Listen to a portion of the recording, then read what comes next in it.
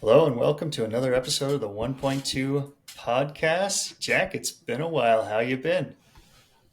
Yeah, I've good. I've been good. That's Or is good. it well? You have been well, and I hope you have been good as well. You're well as well? I'm as well as well can be. Ooh, there we go. All right. We're still working on these intros, right? Oh yeah, yeah. No, don't worry. I'll cut all this stuff out before I actually post it. Good. All right. So tonight, kids and I watched an episode of Little House on the Prairie, Mm. and in the episode, these these three brothers came into town and they started bullying people and getting away with stuff and saying they were going to pay for things, but then they didn't, and putting stuff on credit. And at first, everyone thought, "Oh, we'll just ignore it and they'll go on their way." But then they didn't; it got worse. And then the Reverend, gave a little uh, sermon about turning the other cheek and endurance and things like that. But then it got worse and worse and worse. At the end of the episode, spoiler alert, you've had 40 years to watch this, so if you haven't by now, the congregation bands together and they walk him out of town. They stand up to him. So, first question, and this is sort of a hot topic, not a hot topic, but we see more and more and more of it. Is have you ever experienced bullying, or not maybe not you, but someone that you were friends with, or anything like that? Um, I'm trying to think of where I'm going with this one. I have not. Um, I've certainly been around accusations before. Okay. Not me, but people close to me. Um, so Okay. Yep. Um, do you know anyone who was bullied in school? yeah, yeah, I think so. It's hard for me to. I don't know. It feels like the word bully has changed in a Okay. sense from when I went to school to present day bullying. And I don't know. So when you I don't. hear the word bully, what do you think of? I mean, it's a bad word, Right. and it's. I mean, it's a really bad word, and Right. I know that sounds very elementary in my description, but it's just. I think it's one of those things that you know when you see it, Hmm. but it's really bad, and I don't recall. I mean, I certainly understand ribbing and those sorts of things. Obviously, I was an athlete. You're in a locker room that things like that happen. But I would never say any of that rose to the level of what I think of bullying now. Do Um, you think there's a difference between bullying and hazing? I don't know. My initial impression is yes. Hazing to me is I don't know, maybe it's just the examples I think of with Right. hazing, but there's a certain level of physical intimacy that's a part of it. Um, I just think of really bad examples. Maybe that's not a good example, Well, but when I think of hazing, I think of sort of an initiation, whereas bullying, you're never expecting to be friends with this person, or you're not, putting them through something that you went through so that they can be your buddy and know you on some level. Um, and I think I say physical intimacy because I think of hazing as having some sort of physical component to it. absolutely. Yep. And Yep. bullying isn't necessarily physical all the time. It can Well, be and that's the just as difference that, bad right, emotionally right, as it is physically. right. Right. And I think we see that more and more and more these days, right? It used to be the school bully was the guy who like stole your lunch money, or like, pulled your hair, gave you a swirly in the toilet or whatever. Nowadays, though, it's that, online harassment basically, Hmm. and the continued harassment and things like that. Um, yeah, I mean the definition is pretty simple. It's just seek to harm, intimidate, or coerce. I mean, it's pretty, you know. Let's see. I've got a legal definition: a person or group of people repeatedly act unreasonably towards them, or a group of workers. Behavior creates a risk of health and safety. So that's probably in the workforce type bullying, things like that. Um, but we do see a big difference, I think, like you said, from when you were in school, from when I was in school, from when our parents were in school, where it was a very physical Hmm. connotation to a bully. Now it's almost like some of um, the weakest people physically can still be bullies, right? And I think like social media has really opened the door to who can bully and how. Right. Yeah, and I think that's why it's hard for me to come up. You ask the question, do you know of any bullying? It like my mind, what bullying was is the swirly in the toilet, and Right, no, that right, I never saw that. I would never participated in that. I don't know anybody that was a victim of that. Um, but then when you get to talking about more modern day, and right. just an aside, I feel old, talking about distinguishing myself from the modern day. Right, Um, right, but you start thinking of those social media, attacks, and even just I don't know. It's there. It's like two different worlds for me, and I certainly saw that. Um, I didn't experience it, but right, right. So it's, back in the good old days, right? And I'm going back to Little House on the Prairie. You could band together and you could, you know, gang up on the bully and you could put him in his place and you could walk him on out of here, right? Um, that's not really possible now, right? I mean, we have a. How do you how do you confront this type of bullying? How should our kids respond to this type of bullying? Um, those are the things that kind of weigh on me as a parent. well, you're asking $1 million questions, and I don't think there are good.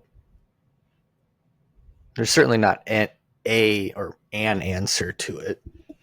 Um, I think something I've thought about is just limiting the exposure, and I don't mean in a sense of raising our children in bubbles, Right. but there's no reason for my 4 year old to be perusing social media or having access to YouTube. It, I think that's my initial thought on kind of where we start with it. But it's hard. I mean, we're our society's evolving. We have access to more things at our fingertips than we ever have before, Yep. and we can't control everything. Right. Um, I Right. think it starts with and maybe this takes us in a different direction, and I'm okay going that direction, but I think our world would be a lot better if more people were faithful. Uh, Yep. doesn't matter what faith, I don't Right. care about that, but if faith was more important to us, um, I think that would solve a lot of our problems, and I Right. would suggest it would be a good step in solving this problem. And it's just about something you and I have talked about before, that family nucleus, right? Yeah. Yeah. I agree. If having faith is a good start, and I think you have to look at why do people bully, right? Because these are usually kids. These are kids who bully, and you know, if you teach kids right from wrong, and if you show them respect and love them, they're much less likely to bully, right? And I think studies are pretty clear that most kids who bully were also picked on, or live in households that are less than ideal, right? Mhm. So I certainly agree. Faith is a big component. Family unit is important, and the problem, from an external point is, what do we do when that system has failed one of these kids and they do start bullying? And it used to be pretty easy because it's easy to see when one kid punches another. Mhm. It's easy to see when one kid and okay, you got detention or whatever. Now it's constant. It's not just in school, it's out of school. It's all the time. They're online, they're sending messages and texting and things like that. And now I think one thing that you were talking about, monitoring your kids' phones and things like that. I mean, that's really important. I mean, if you see a string of text messages, I hate you, you're stupid, you should go Mhm. jump off a bridge or something like that. I mean, you need to block that person. You need to have the conversation with your kids and things like that, because that's I think that's one way to protect them. But how do we correct kids who are going down that path? How do we punish them? Should there be a punishment? Should they be expelled? Well, that doesn't do anything because they still have their phones, right? Um, you know, is there something? Should the parents somehow, um, you know, have some sort of consequences? Um, these are the difficult things. I think that it's much, and it's kind of funny. Maybe 20 years ago, I kind of thought of bullying mostly as like a boy versus boy thing. Mhm. Nowadays, that has shifted extremely to girls and picking on other girls. Not that girls never laughed at the less favored ones, or made remarks or whatever.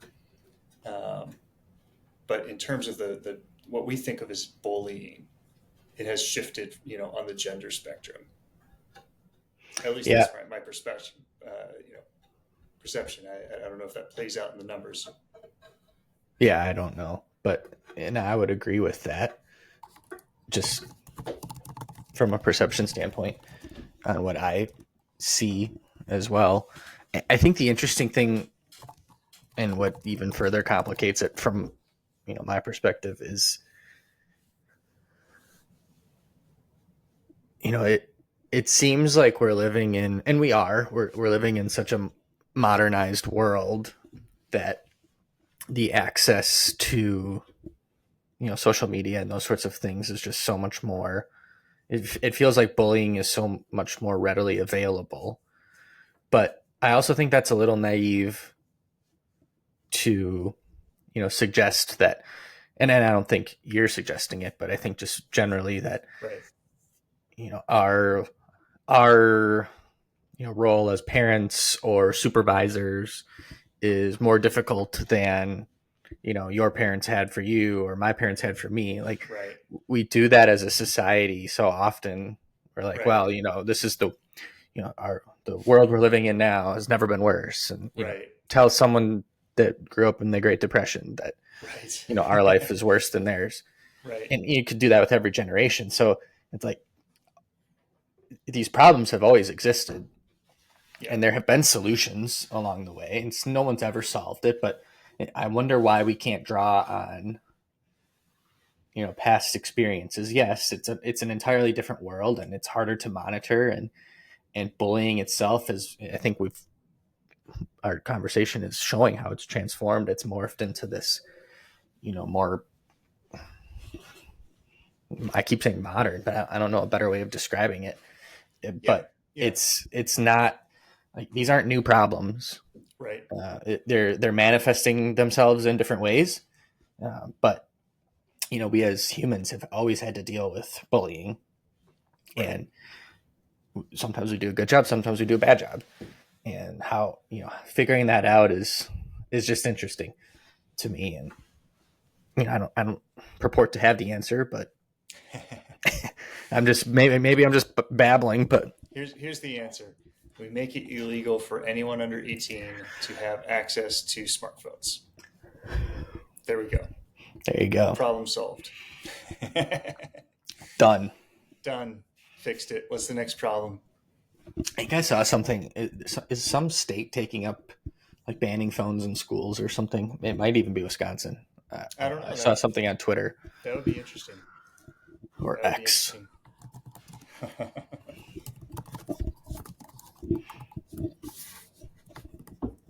Let's see. At least 8 states, California, Florida, Indiana, Louisiana, Minnesota, Ohio, South Carolina, and Virginia, have enacted measures banning or restricting students' use of cell phones in the news.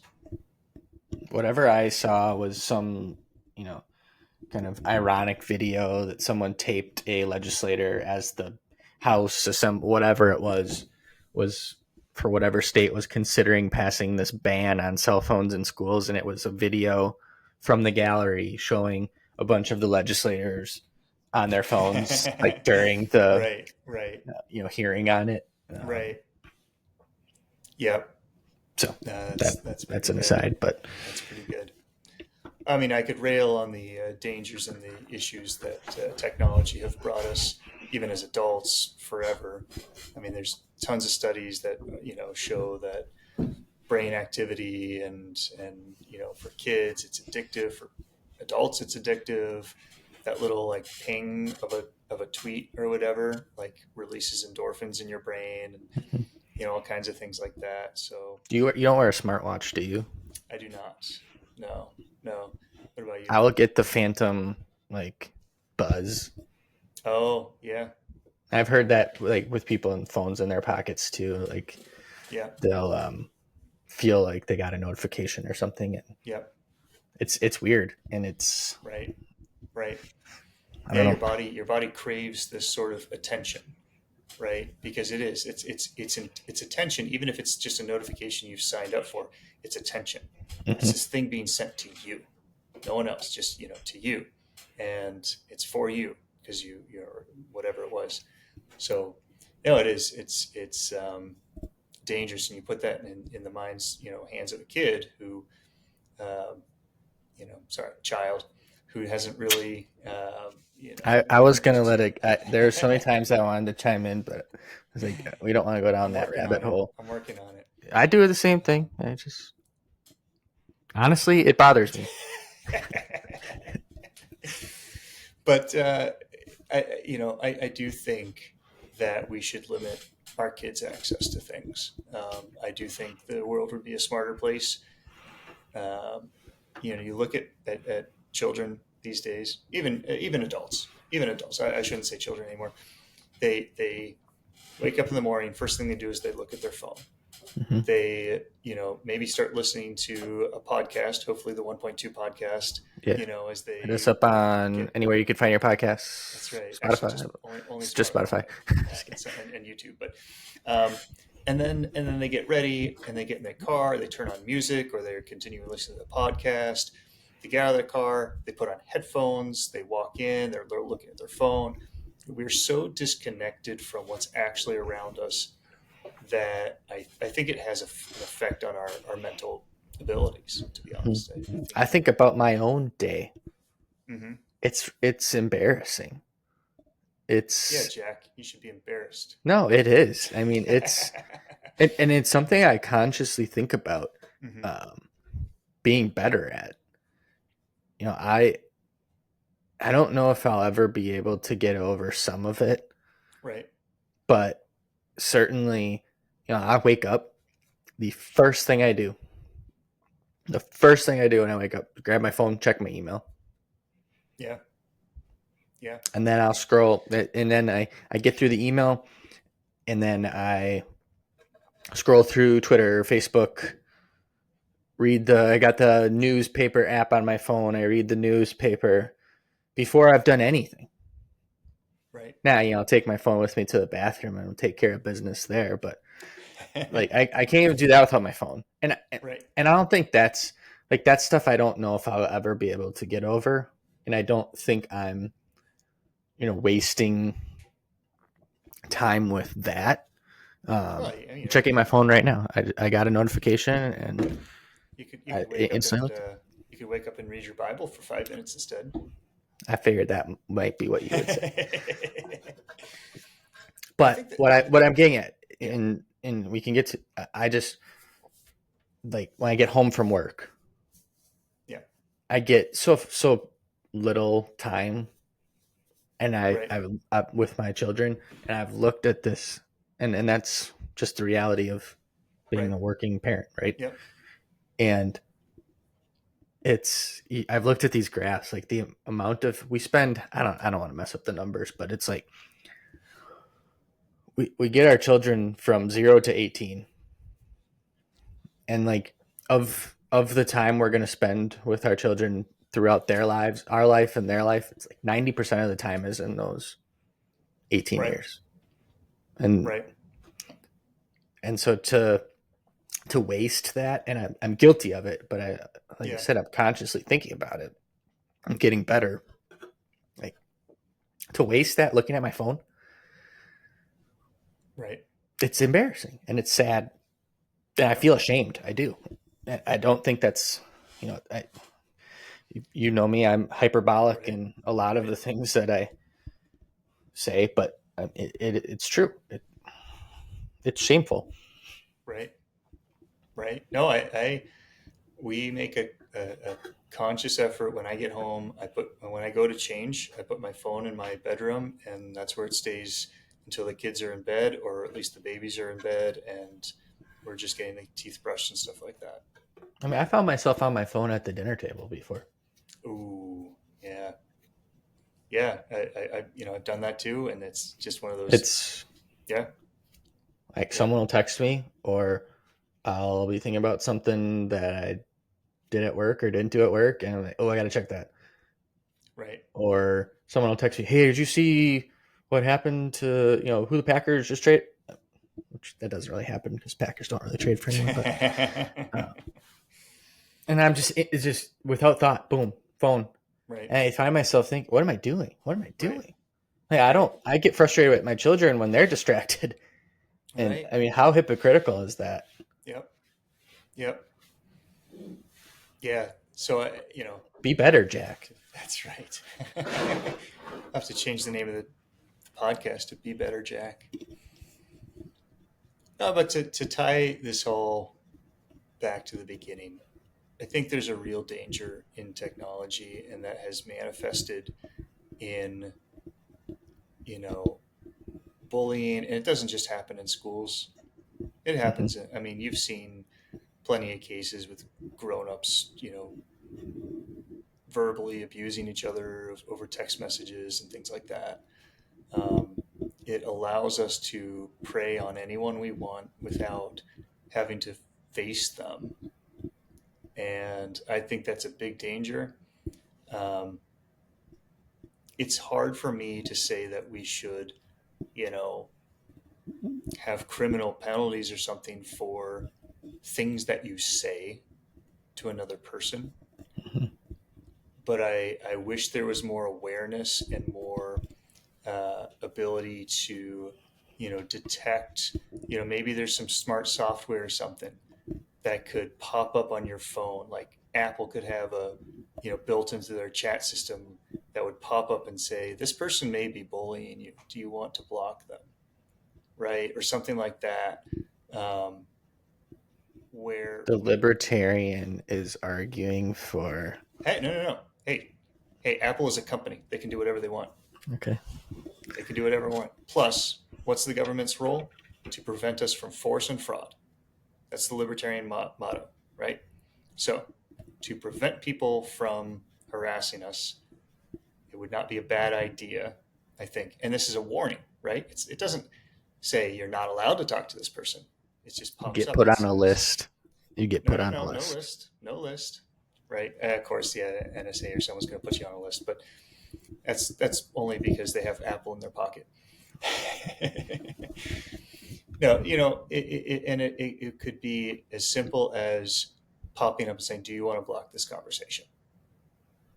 Because I think Um, that happens too often where people just take it and take it and take it, and they don't even, they think that they don't have other choices, or for whatever reason they endure it. And I think we have the technology at this point to do something about it, because I do have trouble with, you know, saying someone should go to jail because they were texting someone else mean things, right? We're a society Hmm. where we should be allowed to say mean things to each other. At least that's my opinion. I agree. But I wish, for the sake of our youth, especially, that we had more controls that we could enact to protect them from that sort of thing. So I think you started with the $1 million questions and you've got the $1 million answer. I should write an app. There you go. That's what Now I'm I just saying. have to go to school and become a programmer. Now you're being smart. Hey, I'm one class away from a management information systems degree. Boom. Done. So I just got to go take that class. Everything will come back to me. I'll remember everything I ever learned about programming, and there we go. It's like riding a bike. That's right. All right. Well, hopefully neither of us as parents have to deal with this in the near future, but I'm sure someday we will revisit this and have to work it out one way or another. Be good. Take care.